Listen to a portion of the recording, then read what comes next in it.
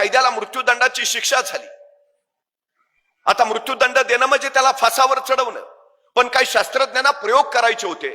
त्यांनी न्यायमूर्तींना विनंती केली की या कैद्याला फासावर चढवून मृत्यूदंड देण्यापेक्षा याला विषारी सर्पाचा दंश देऊन आपण मृत्यूदंड देऊया.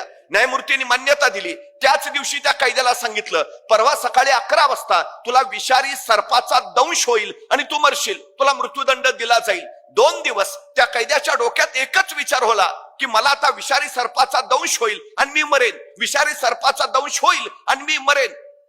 मृत्यूदंडाची वेळ जवळ आली. 10 वाजले. सगळे शास्त्रज्ञ ते सगळे अधिकारी गोळा झाले.